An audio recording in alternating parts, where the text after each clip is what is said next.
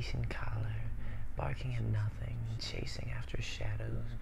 The owner could be a decent worker, but was a horrible drunk and beat them regularly.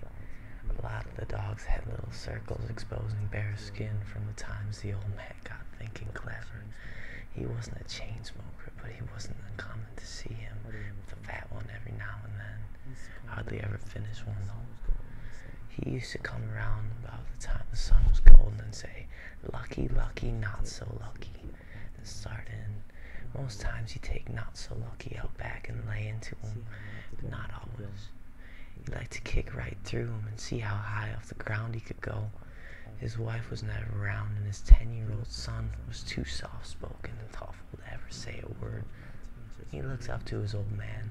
For all his flaws, he knew that he wasn't anything but 2 inches from losing his land, and always managed to squeeze by. Too many late mornings hung over in bed, too many long evenings dumbing himself with his buddies. They never bothered him because he had no worries of his own, and I always figured that at least he'd be alright. They never thought much of the rest of the family. One afternoon, just after lunch, the owner's son got too close to the dogs, and not so lucky sprung out and got a hold of the boy.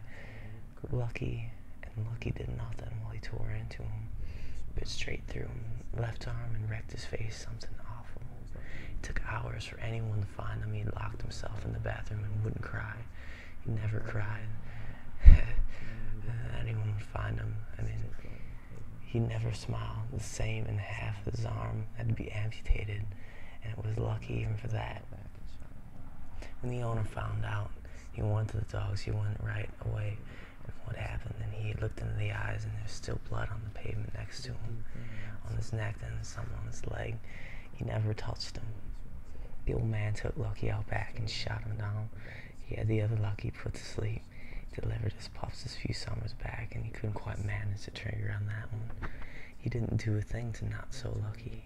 He took him out back, didn't even clean him, and kept him fed at least once a day. The story went out that a rabbit's cold dog. First thing early on a Sunday morning, It wasn't the sun was even home yet when they all went away. No one close to him had much to say about it, especially his good buddies. Some of the local townies might have guessed it. A girl like that was always bound for something, bound to run out of her road sooner or later. Some of the local authorities even knew her by name. Some late night escapades.